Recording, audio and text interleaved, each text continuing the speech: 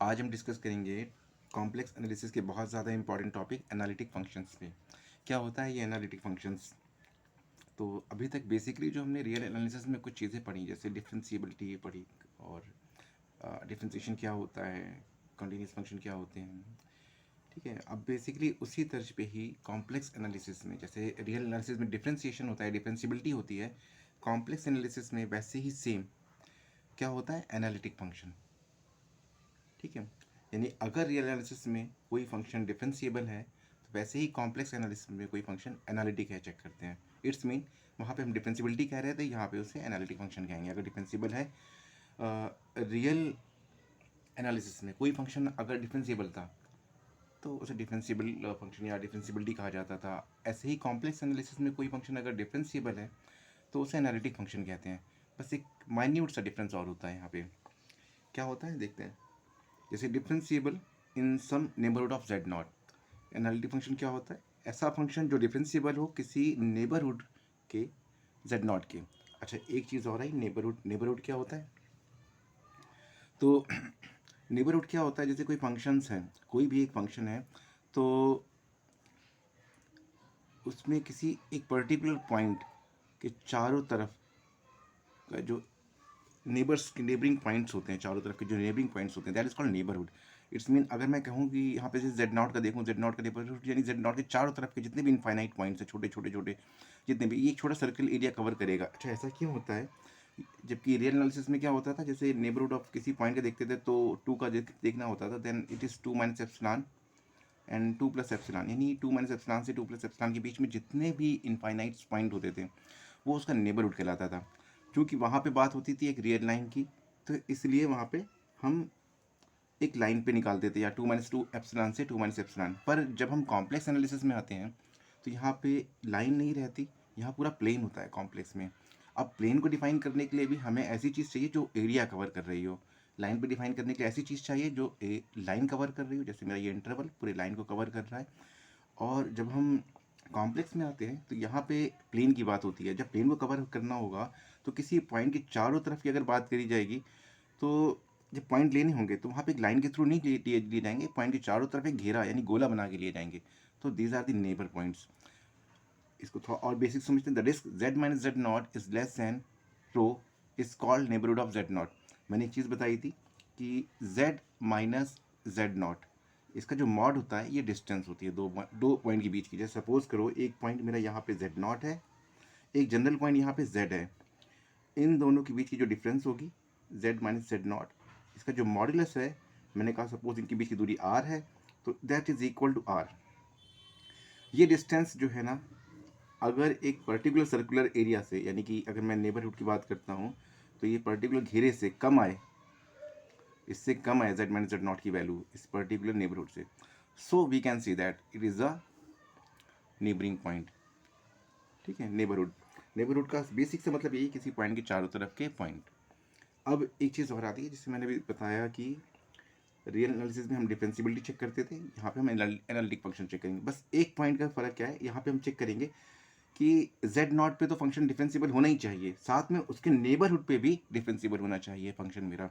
जैसे अगर मेरा कोई फंक्शन है और मान लेते हैं कि वो z नॉट पे डिफरेंशिएबल है, यहाँ पे एक फंक्शन है मेरा और मान लिया कि वो z नॉट पे डिफरेंशिएबल है, इसका मतलब ये नहीं कि ये फंक्शन अब एनालिटिक हो गया।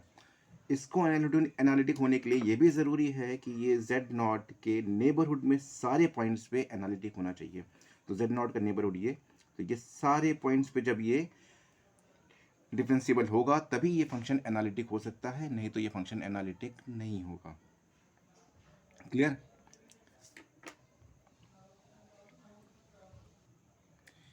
अच्छा, जब मैं डिस्टेंस की बात कर रहा था, मैंने यहाँ पे बताया था एक पॉइंट z है और एक पॉइंट z नॉट है। z क्या है? मेरा जनरल पॉइंट है। जनरल पॉइंट कोई भी पॉइंट हो सकता है, जो अगर मैं z नॉट को ये अपना फिक्स कर देता हूँ तो z कहीं पे भी हो सकता है।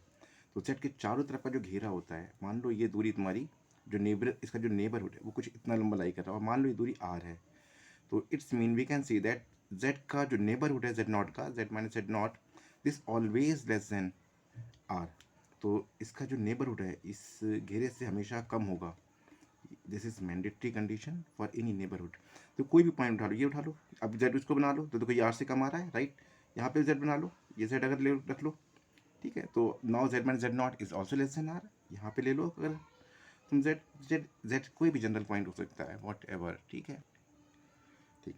अच्छा, मैंने क्या बताया, एनालिटिक फंक्शन क्या होते हैं, ऐसे फंक्शन जो किसी पर्टिकुलर पॉइंट z नॉट, है ना, किसी पर्टिकुलर पॉइंट z नॉट के नेबरहुड में डिफरेंशिएबल हो। अच्छा, डिफरेंशिएबल होने का क्या मतलब है, डिफरेंशिएबल होने का मतलब आप उनका डिफरेंशिएशन कर सको। जैसे एग्जांपल के तौर पे मैंने कहा 2z² अगर एक फंक्शन है मेरे पास, तो क्या आप इसका डिफरेंशिएशन कर सकते हैं? हाँ बिल्कुल हो सकता है, डी डी जेड करो जरा, कितना आ रहा है 4z। अब यहाँ पे z की जगह कोई भी कॉम्प्लेक्स नंबर रखो, आंसर कॉम्प्लेक्स नंबर में ही आएगा तुम्हारे पास। So this function is differentiable, right. दूसरी बात देखते हैं, जैसे एग्जांपल के तौर पे एक फंक्शन और उठाते हैं, 1/3 - z, ये एक फंक्शन लेते हैं f(z). अब बताओ क्या ये फंक्शन डिफरेंशिएबल है, एनालिटिक है कि नहीं है? तो पहले तो एक काम करते हैं, चेक करते हैं। एनालिटिक होने के लिए पहली कंडीशन मैंने क्या बताया, फंक्शन डिफरेंशिएबल होना चाहिए। डिफरेंशिएशन करके देखते हैं कितना आ रहा है, -1/3 - z का होल स्क्वायर, तो माइनस इंटू माइनस प्लस हो जाएगा यहाँ पे 3 - z का जब करेंगे। नो, अच्छा अब ये बताओ, ये जो मेरा फंक्शन आया है क्या ये सभी पॉइंट्स पे डिफरेंशिएबल है, यानी f को f(z) की जो अपने f(z) का डिफरेंशिएशन निकाला है, दैट इज f'(z), वो ये आया मेरे पास। जरा z की जगह 3 रख के देखना इसमें, जैसे ही हम z की जगह 3 रखते हैं, ठीक है, तो ये बन जाएगा 1/0।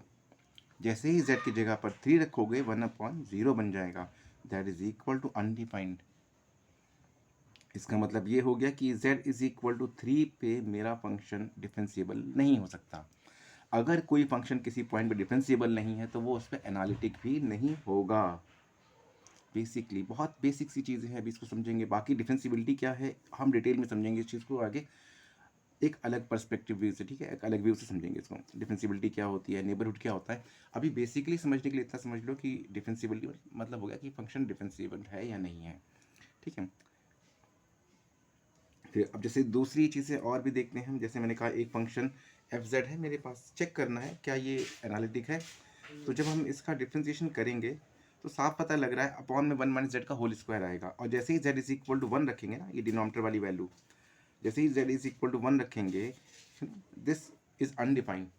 तो मतलब z इज इक्वल टू 1 को छोड़ के बाकी सारे पॉइंट पे ये फंक्शन एनालिटिक होगा, z इज इक्वल टू 1 पे ये फंक्शन एनालिटिक नहीं होगा किसी भी केस में। या ये भी कह सकते हो कि अगर इस फंक्शन को हम देखते हैं ध्यान से, तो इसका जो डिनोमिनेटर है वो z इज इक्वल टू 1 पे क्या हो रहा है, 0 बन रहा है, इसलिए फंक्शन बन जा रहा है तुम्हारा ये अनडिफाइंड।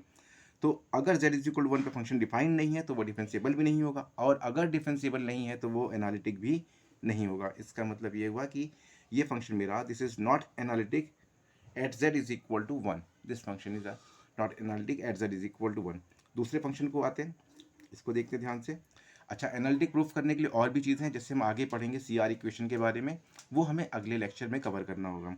अब जैसे दूसरी चीज़ है, कोई भी जो पॉलिनोमियल होता है ना, कोई भी जो पॉलिनोमियल होगा z के टर्म्स में, ठीक है, वो सारे के सारे फंक्शन कैसे होंगे, एनालिटिक होंगे। आँख बंद करके लिख देना है, दिस फंक्शन इज एनालिटिक।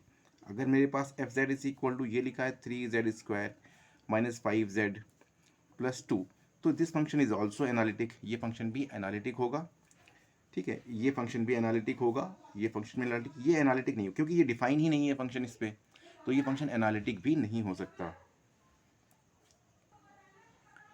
ये बहुत ज़्यादा इंपॉर्टेंट टॉपिक है, और ये मान लो ये एनालिटिक फंक्शन का एक क्वेश्चन पेपर में ज़रूर मिलना ही मिलना है आपको, एक क्वेश्चन डेफिनेटली मिलेगा।